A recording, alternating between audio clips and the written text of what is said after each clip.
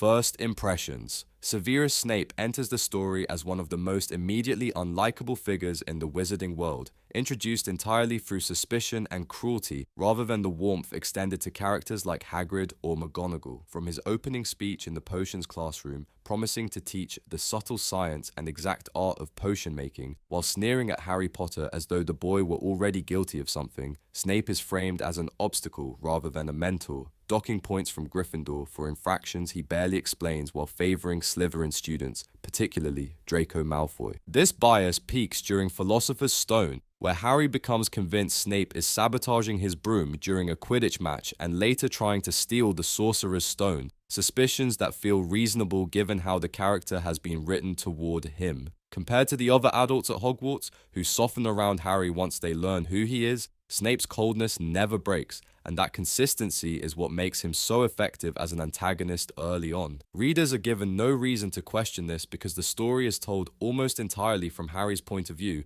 and Harry has no context for why this teacher hates him. What actually motivates that hatred stays buried under classroom cruelty, which is precisely the point. The series spends its first several installments building Snape as a villain, so his eventual recontextualization lands with maximum weight. Marauders era. The truth behind Snape's animosity toward Harry is uncovered secondhand when Harry accidentally views one of Snape's private memories inside a pensieve during Order of the Phoenix and witnesses his own father, James Potter, bullying a teenage Snape in front of a crowd of students. In that memory, James and Sirius Black humiliate Snape by hanging him upside down and stripping him in public while classmates laugh, an incident framed not as mischief but as sustained, targeted cruelty Snape endured throughout Hogwarts, where he was mockingly nicknamed Snivellus by the very boys later remembered as heroic. This forces both Harry and the audience to reckon with an uncomfortable truth. The man Harry has spent years despising was, at Harry's own age,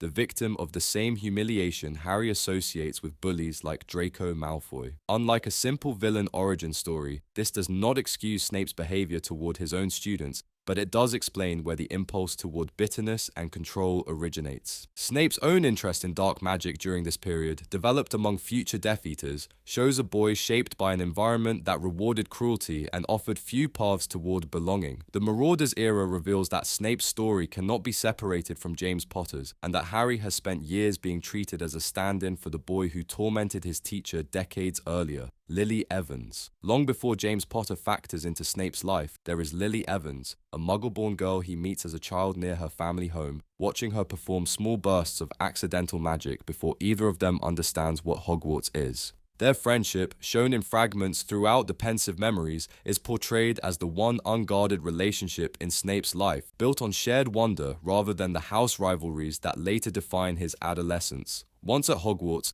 the friendship fractures along those lines. Snape is sorted into Slytherin while Lily goes to Gryffindor, and his growing fascination with dark magic paired with future Death Eaters he begins associating with creates a gap that James Potter's rivalry only accelerates. The breaking point arrives during a public humiliation at James's hands, when a furious, embarrassed Snape lashes out at Lily and calls her a mudblood, a slur she cannot forgive, ending their friendship permanently. Compared to every other relationship in Snape's backstory, this one carries the most weight precisely because it is voluntarily destroyed by his own worst impulse, aimed at the person who mattered most to him. That rupture, more than any event in the series, becomes the emotional wound underlying every choice Snape makes as an adult, transforming a painful adolescent mistake into the defining tragedy of his existence. Death Eater. By early adulthood, Snape has fully aligned himself with Voldemort, drawn in by the same fascination with dark magic and desire for belonging that took root during his school years, and it is in this role that he unknowingly sets the entire plot into motion. Overhearing only the first half of a prophecy made by Sybil Trelawney about a child with the power to defeat the Dark Lord, Snape reports what he heard directly to Voldemort, not realizing it could apply to Lily's unborn son. Once he understands Voldemort intends to hunt down the family matching that prophecy, Snape goes to Dumbledore in desperation, begging him to protect Lily even if it means sacrificing James and the child. Dumbledore's response, that Snape must offer something in return, marks the moment his allegiance permanently shifts, and though he ultimately fails to prevent Lily's death, the guilt becomes the organizing force behind everything he does afterward. Where other Death Eaters like Bellatrix Lestrange remain devoted to Voldemort's ideology out of genuine belief, Snape's initial loyalty is shallower, rooted more in ambition than conviction, which is why it collapses once Lily's life is on the line. This reframes him not as a redeemed villain, but as someone whose worst decision caused the loss of the one person he loved, a burden he carries silently while the wizarding world remains unaware. Double agent. For the years following Lily's death, Snape lives a double life, working as a professor at Hogwarts while secretly serving as one of Dumbledore's most valuable sources inside Voldemort's network, all while performing contempt for the son of the woman he loved. This begins almost immediately. During the Quidditch match in Philosopher's Stone, where Harry believes Snape is cursing his broom, it is later understood Snape was casting a counter-curse to protect him from Quirrell's real sabotage. Throughout the series, Snape continues teaching Harry occlumency despite an evident mutual dislike, feeds information to the Order of the Phoenix at considerable risk, and endures the wizarding world's assumption that he is, at best, an unpleasant eccentric. The clearest confirmation of where his loyalties lie comes late in Deathly Hallows, when Dumbledore, testing whether Snape's feelings for Lily have faded, asks him directly, and Snape conjures a Patronus shaped like a silver doe, the exact form of Lily's own, answering simply, always. Compared to Harry's own stag Patronus, inherited from James, the doe becomes a quiet symbol that Snape's love for Lily never diminished. Redirected into protecting her son from the shadows for nearly 2 decades, this double life demands more than open heroism ever could, since it requires him to be hated by the very people he is protecting. Unbreakable Vow.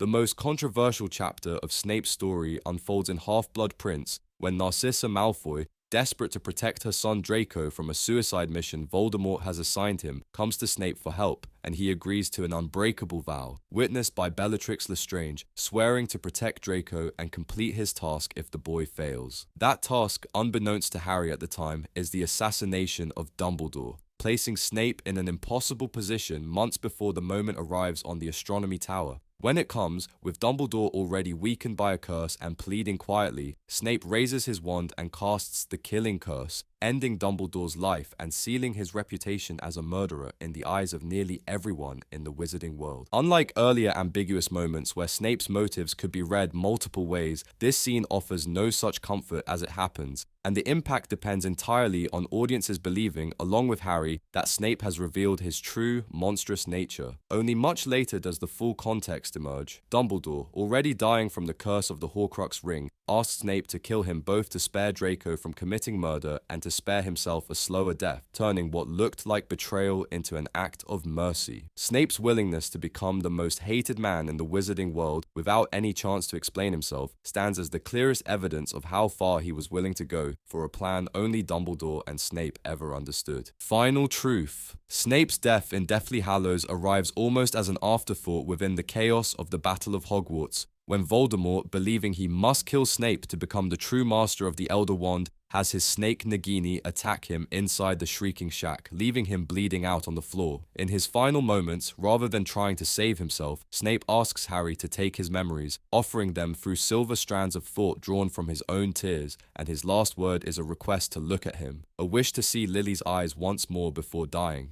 Harry carries those memories to the Pensieve in Dumbledore's office, and what unfolds there is the full account laid out across the previous chapters, arriving all at once and recontextualizing every prior scene, from the childhood friendship with Lily to the prophecy, the vow with Dumbledore, the Silver Doe, and years of hidden protection Harry never recognized as protection. Where the earlier books allowed Snape's cruelty to stand unexplained, this reframes nearly every interaction between the two characters, turning scenes that once read as petty animosity into a performance necessary for his survival and Harry's safety.